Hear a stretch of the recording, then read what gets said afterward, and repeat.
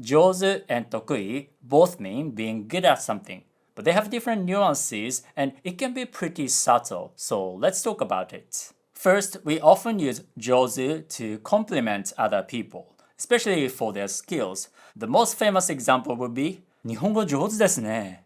Your Japanese is good. And here you can tell they have the intention of complimenting you. When your kid does something like helping you cook, you can say 上手だね.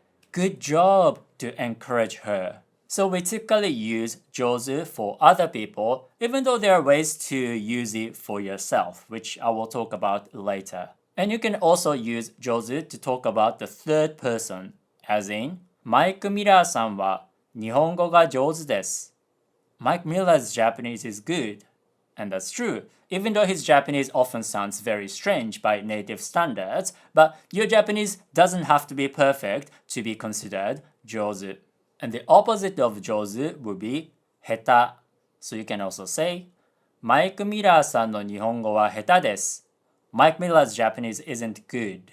And that will be true if Mike Miller was a native Japanese speaker, but he's not. So let's have a realistic expectation. He can make mistakes and sound weird, but he can still be jozu.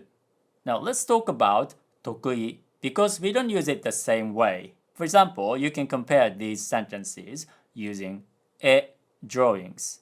If you see somebody's painting, you can say 上手ですね. You're good at painting. It sounds like you're complimenting that person directly. But if you use tokui and say 得意なんですね, it sounds more like, I see you are good at painting. So it sounds more like an observation than directly complimenting that person. And you can also use tokui directly when you're talking about yourself. For example, when somebody asks, 得意なことありますか? Is there anything you are good at? You can say, 絵が得意です. I'm good at painting or drawing. But here, you typically wouldn't use jozu. And technically speaking, I think there could be some situations where you could use jozu for yourself, like you want to sound a little boastful, so I wouldn't completely exclude the possibilities. But typically, yeah, we don't use jozu directly for ourselves. But interestingly, when it comes to heta, we perfectly use this for ourselves. For example, you can say, 英語が下手でごめんなさい. Oh, I'm sorry, my English is bad. Now, the opposite of tokui would be nigate. And I'd like to build a sentence using both tokui and nigate. The first sentence would be 日本語が得意です. I'm good at Japanese. And the kind of situation you would just say this is when somebody knows you speak multiple languages and asks you 何語が得意ですか? Which language are you good at? And you can say 日本語が得意です. I'm good at Japanese.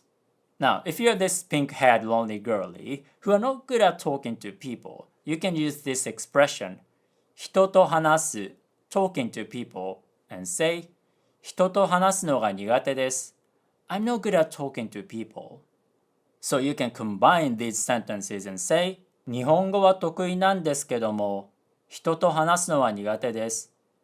I'm good at Japanese, but I'm not good at talking to people. And why did I use wa here? Well, this is contrasting. I'm comparing 日本語 Japanese and 人と話す talking to people. Now, another difference between jozu and tokui is like jozu is for like skills that you can demonstrate, like speaking Japanese. But you can use tokui for more like aptitude. For example, if you're talking about your kids, うちの子, my kids, you'd say, うちの子、数学が得意です. My kids are good at math. And here, you wouldn't use jozu. If you're talking about 漢字, you can say, うちの子、漢字が得意です. My kids are good at kanji. And again, you wouldn't use jozu. However, if you focus on writing kanji, 漢字を書く to write kanji, which something you can demonstrate, and then you can probably say, うちの子、漢字を書くのが上手です. My kids are good at writing kanji.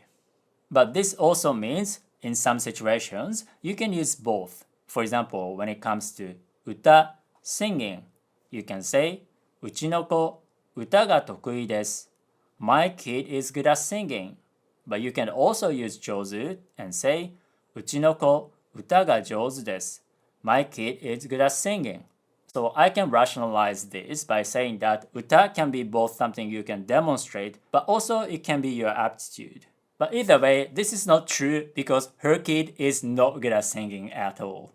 Now, let's talk about the way to combine jozu with another word. For example, you can say communication jozu, being good at communication, as in communication jozu na hito, a person who is good at communication.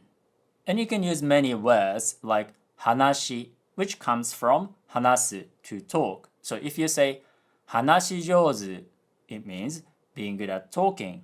You can also use kiki, which comes from kiku, to listen, and say kiki jozu, being good at listening. And there's actually a masterpiece anime that uses jozu for the title. And can you guess what that is? And that is Karakai Jouzu no Takagi-san. Karakai comes from karakau, to tease. So Karakai Jouzu, somebody who is good at teasing, just like Takagi-san. And her teasing skills are definitely jozu. Now, if you use jozu this way, it will be perfectly normal to use it directly for yourself. For example, if you are Nishikata, you can say, Takagi-san みたいにからかい上手になりたい. I want to be good at teasing like Takagi-san. So he can definitely say this, even though it's kind of cute that he thinks he can be as good at Takagi-san. And if you want to use kikijozu, being good at listening, you can also use it for yourself directly and say, 私、聞き上手です. I'm good at listening. But if you are actually 聞き上手, you probably don't have to tell the people because they already know. So you're more likely to say something like, 聞き上手になりたい. I want to be good at listening. Or 話し上手になりたい. I want to be good at talking. So if you want to acquire natural and practical Japanese so that you can be 話し上手 and 聞き上手, maybe you can join my email group because I have both free and paid lessons where you can acquire Japanese with natural, easy, but properly contextualized examples. So click on the link in the description or on the screen and subscribe to my email group, Japanese with Yuta.